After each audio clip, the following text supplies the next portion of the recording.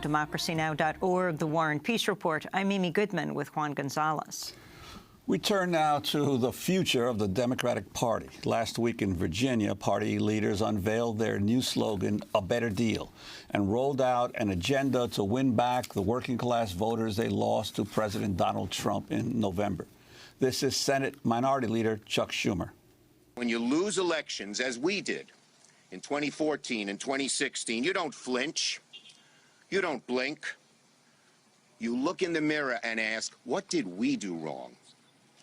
The number one thing we did wrong is not present a strong, bold economic agenda to working Americans so that their hope for the future might return again.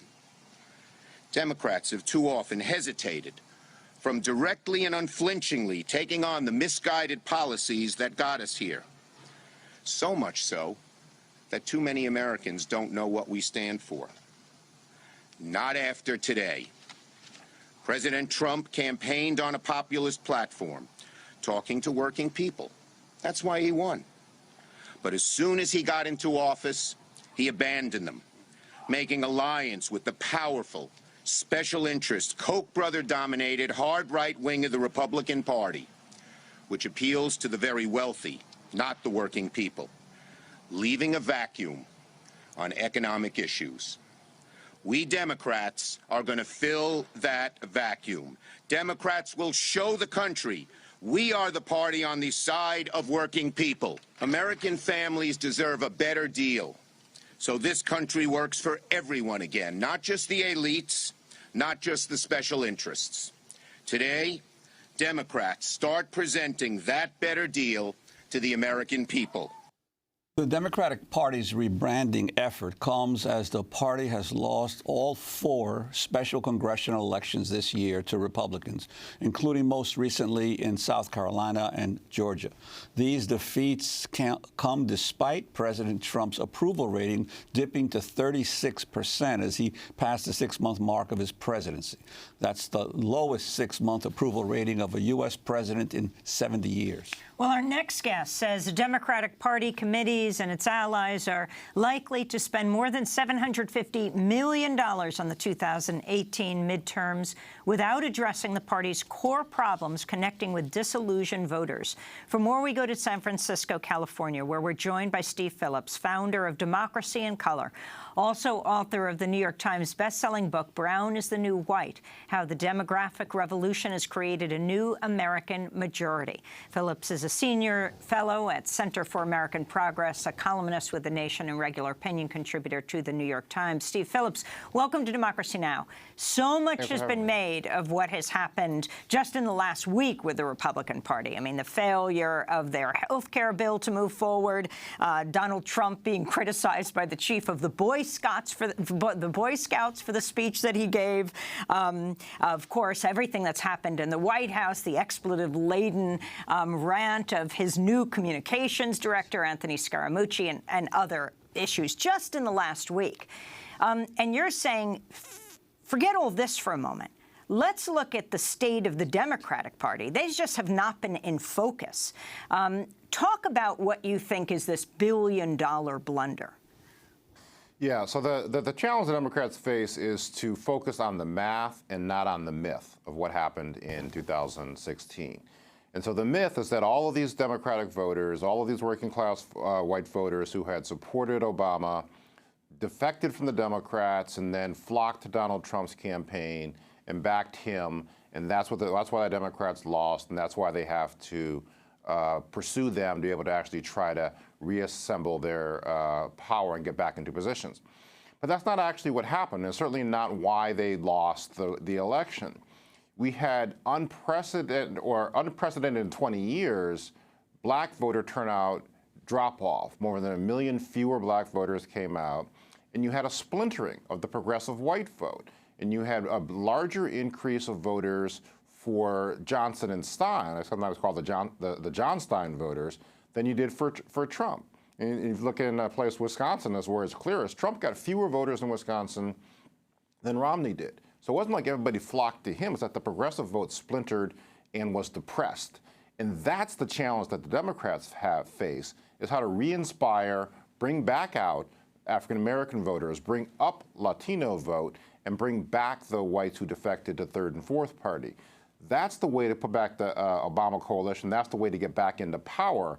But all this attempt to try to figure out how to woo voters who were drawn to one of the most racist, misogynistic, xenophobic campaigns in history is a fool's errand.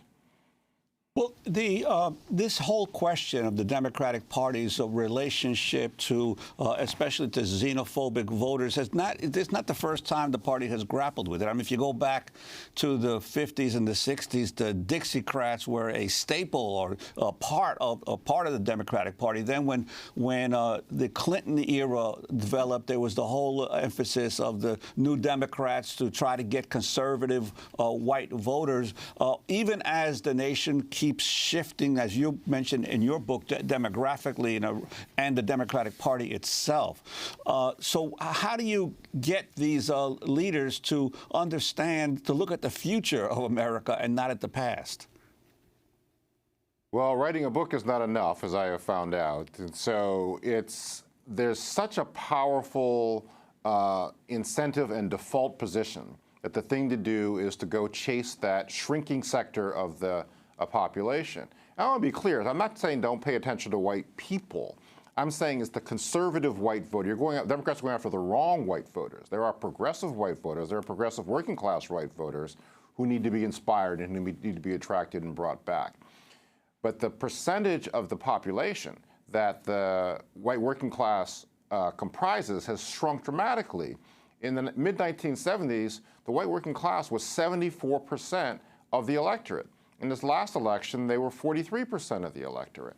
And so to continue to chase a shrinking sector at a time when the voters of color are expanding literally by the hour, every day 7,000 new people of color added to the population versus 1,000 whites, is really, frankly, fairly incomprehensible, but it's so embedded in the DNA that the most important voters are those white working class voters.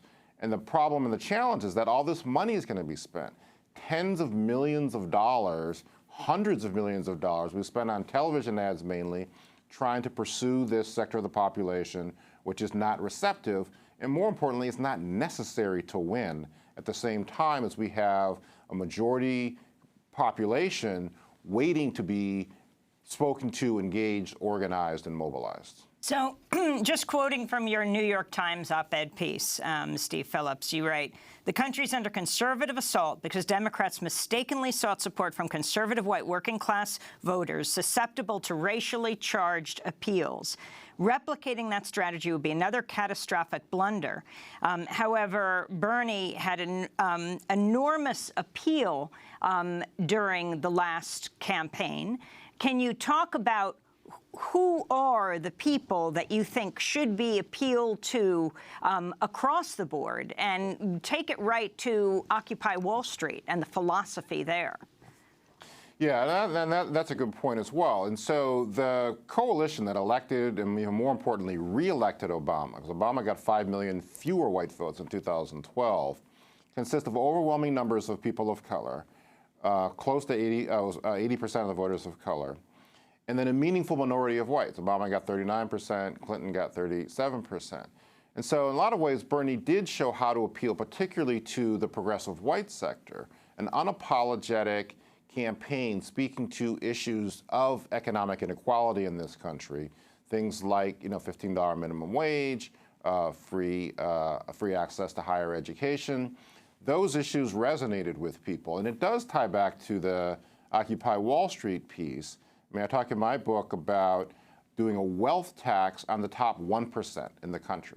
That the top 1%, people who have $13 million a year, who have $13 million in assets, collectively have $25 trillion. And so if we did a 2% wealth tax, that would generate enough money to end poverty within this country.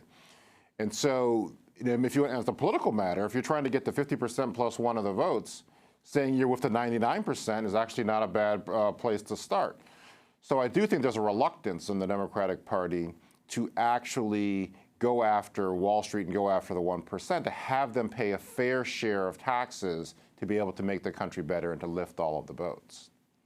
And do you see anything hopeful in the new program that has been developed by the party leaders? I mean, there was, for instance, a reference unusual for the party of the continued concentration of wealth and of the development of corporate monopolies and an attack on that as well.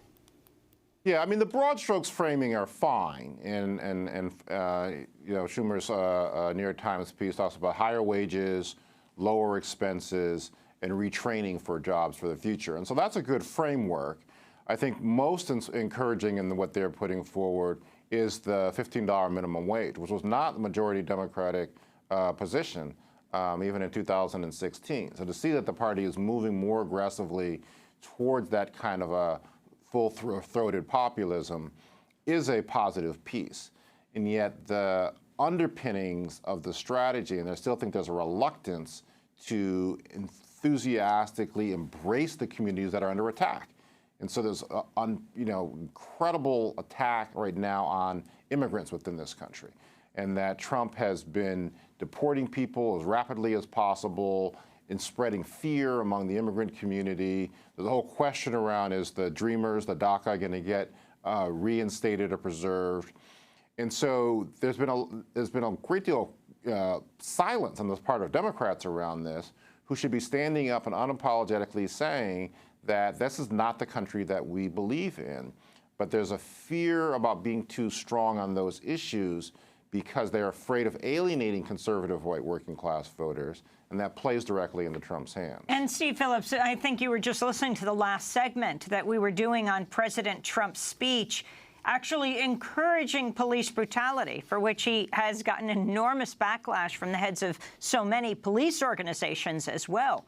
How does that fit into what you're talking about here and how you feel the Democrats should respond? Right. Well, clearly over the past few years, one of the most powerful and visible movements within the country has been the Black Lives Matter movement around justice within the criminal, reforming the criminal justice system. And yet there's a fear of being too closely aligned with that movement on the part of too many Democrats and progressives. Again, that's what I talk in my book about, the tyranny of the white swing voter.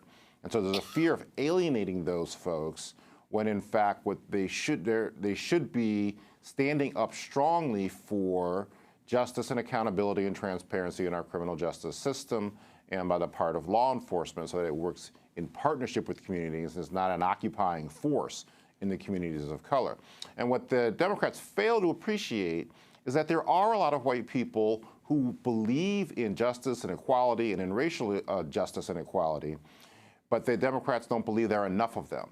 But really, if you look at the numbers from Obama's elections, there are enough of them, and those are the groupings which need to be inspired and spoken to and mobilized to reassemble the Obama coalition and take back power in the country. Very quickly, you spend a lot of time talking about Democrats. What about third parties?